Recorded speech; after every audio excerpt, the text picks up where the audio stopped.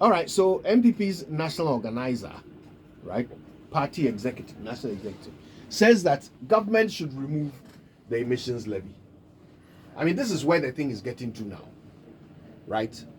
Where if they advise you in private and you don't listen, they will advise you in public. Because you'd best believe that before Nana B gives up the political, I don't know what the word is, it gives up his political chips of openly opposing his party in government. Before he does that, he would have tried to get it done privately, right? And clearly it's starting to look like he has to demonstrate that the party is not necessarily in concert with the government when it comes to some of these things. So the conclusion is that this government has lost favor with its own party when it comes to some of their tax policies. This party wanting to break the eight, their biggest obstacle is the government. I mean, that's be that.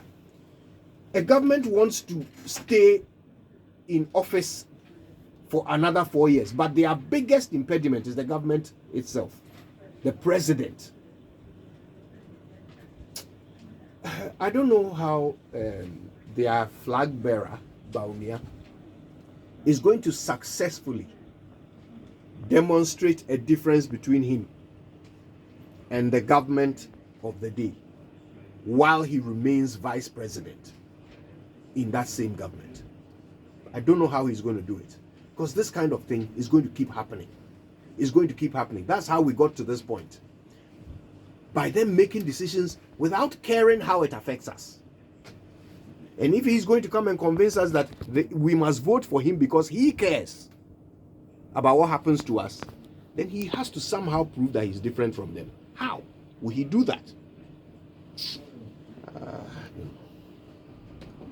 You know, I've asked myself this emissions thing. What's the what's the issue? What are we trying to cure? There are so many things that are not clear about it. We know where the money is going to go, but eventually, how is it going to solve that problem that we don't even know that exists, that we intend to cure with the emissions levy? There are so many things that the people don't even know, and I don't know why. It's just like the 50% VAT on electricity. This one is just like that. Why? Poor judgment. Why? Poor judgment. What? Like, don't they live in that? We understand that we take care of you. We take care of your everything. So you may not be, obviously you're not living like us, but don't you have relatives? I mean, like, don't you move around in Ghana? Don't you see what's going on? Why? Like, welcome to 2024, the year of taxes. Every quarter, we will give you a new thing. I mean, I don't know, me, I'm fed up with this whole thing. Well, look, but that's just because your government went to the IMF and instead of accepting to cut down expenditure, they said they wanted to raise more revenue. I mean, I just don't understand this. And it's not as if you want to raise more revenue by actually making sure that people who earn income pay taxes. You want to raise more revenue with the introduction of indirect taxes, burdening those already paying taxes. I just don't understand it. I can't in heaven's name understand what we are going through. And this is it. I am happy the NPP as a political party is beginning to realize the challenges that Ghanaians are going through. Of course, we're in an election year, so like TUC would say, strike when the iron is hot. So if you want government to listen to a lot of the things you want, you actually do these in an election year. But this is the other point. Today, the COVID-19 levy of 1%, what is its use today?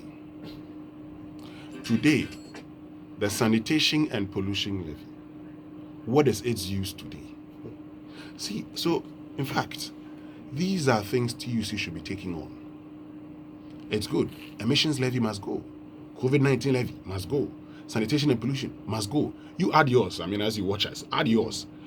A lot of the nuisance taxes that the same government talked about while in opposition, it's happening today.